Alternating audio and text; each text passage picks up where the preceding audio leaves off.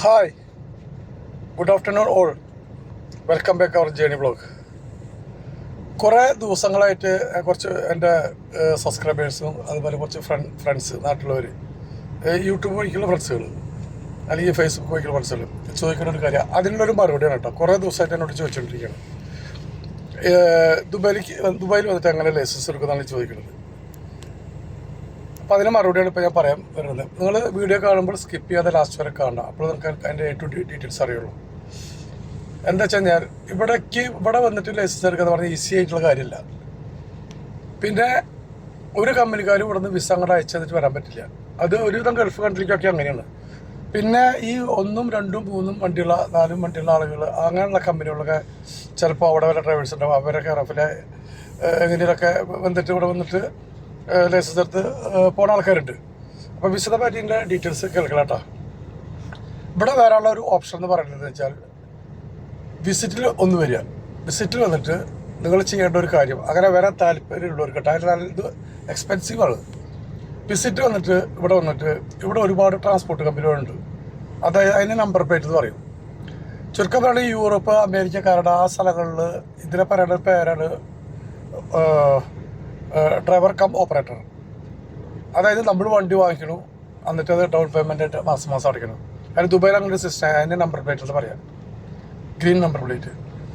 അത് നമ്മൾ വിസിറ്റിൽ വന്നിട്ട് ആ കമ്പനിയായിട്ട് സംസാരിച്ചിട്ട് അവർ നമുക്ക് വിസ പ്രൊവൈഡ് ചെയ്യും. ആ വിസ പ്രൊവൈഡ് ചെയ്ത് കഴിഞ്ഞാൽ നമ്മൾ ഹെവി ഡ്യൂട്ടി ഡ്രൈവർ വിസ അല്ലാതെ ലൈസൻസ് എടുക്കാൻ പറ്റില്ല, വിസിറ്റിൽ വന്നിട്ട് എടുക്കാൻ പറ്റില്ല. അപ്പോൾ ആദ്യം നമുക്ക് വേണ്ട സ്റ്റെപ്പ് എന്ന് പറഞ്ഞാൽ ലൈസൻസ് എടുക്കണം. ഈ ഹെവി ഡ്യൂട്ടി വിസ എടുക്കണം. വിസയിൽ നമ്മുടെ പ്രൊഫഷൻ കാണിക്കണം, ഹെവി ഡ്യൂട്ടി ട്രക്ക് ഡ്രൈവറിൽ. ആ വിസ നമ്മുടെ കയ്യിൽ വന്നു കഴിഞ്ഞാൽ വിസ കിട്ടാനുള്ള മാർഗ്ഗം നേരത്തെ പറഞ്ഞിരുന്നു. ഇവിടെ ഒരുപാട് ട്രാൻസ്പോർട്ടേഷൻ കമ്പനികളുണ്ട്, അവർ നമുക്ക് വണ്ടി തരും. അപ്പോൾ നമ്മൾ മാസം അതിൻ്റെ പേയ്മെൻറ്റ് ഡൗൺ പേയ്മെൻ്റ് ആയിട്ട് നാട്ടിലെ പോലെ കാറിൻ്റെ കടയ്ക്കലെ പോലെ അടച്ചു തീർക്കുക. അപ്പോൾ നമുക്കൊരു വിസ തരും.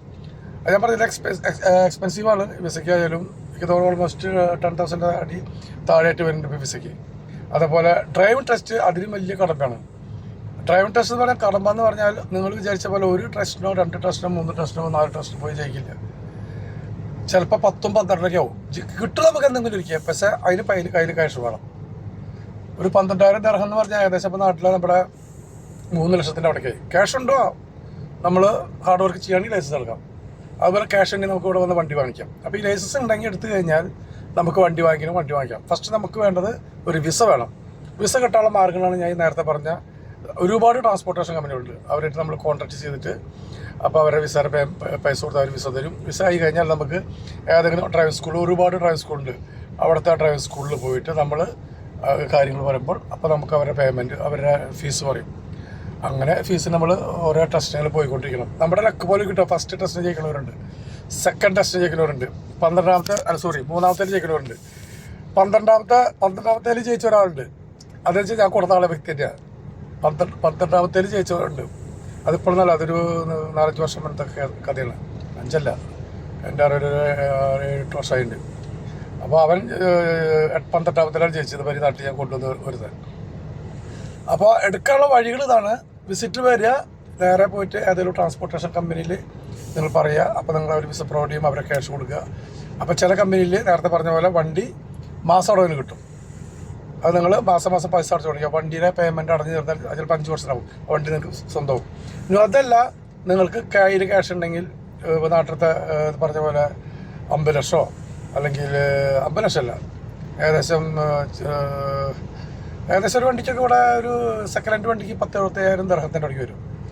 ഏകദേശം അത് 10-15 ലക്ഷത്തിൻ്റെ താഴെയായിട്ട് വരും. അങ്ങനെ ക്യാഷ് നിങ്ങൾക്ക് റെഡി ക്യാഷ് വണ്ടി എടുക്കാം.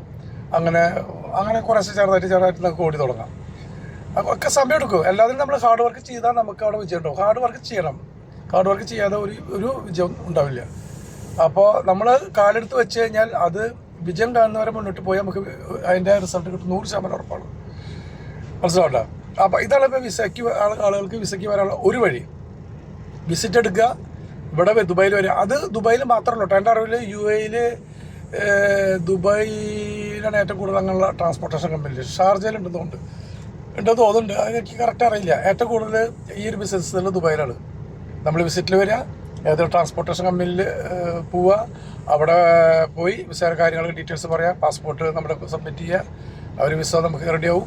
വിസ റെഡി ആയതിനു ശേഷം നമുക്ക് നാട്ടിൽ പോകണമെങ്കിൽ പോവാം, അല്ലെങ്കിൽ ഇവിടെ തന്നെ മറ്റുള്ള മറ്റുള്ള കാര്യങ്ങൾ ചെയ്യാം. എന്നിട്ട് ഏതെങ്കിലും ഡ്രൈവിംഗ് സ്കൂളിൽ പോവുക, അങ്ങനെയൊക്കെ പരിപാടി കൊടുക്കുക. ഇതിലൊക്കെ സമയം എടുക്കും കേട്ടോ. കാരണം വെച്ചാൽ ഇതിലൊക്കെ ഏകദേശം ഒരു ചിലപ്പോൾ ഒരു 6 മാസം എടുക്കും, അല്ലെങ്കിൽ 1 വർഷം എടുക്കും. 6 മാസം ഏറ്റവും ചുരുങ്ങി, അല്ലെങ്കിൽ 1 വർഷം നല്ല കണക്ക് കൂട്ടിക്കോ. എനിക്ക് 1 വർഷം ആകുമ്പോൾ റെഡി ആവുമ്പോൾ ആ ചിന്തയിൽ വരികയാണെങ്കിൽ നമുക്കൊരു പ്രശ്നമില്ല. നിങ്ങളുടെ ഭാഗ്യം പോലെ ഇരിക്കും, ചിലപ്പോൾ 6 മാസം ഉണ്ടാവും. എൻ്റെ വേറൊരു കൂട്ടുകാരനെ കൊടുത്തിട്ടുണ്ടായിരുന്നു.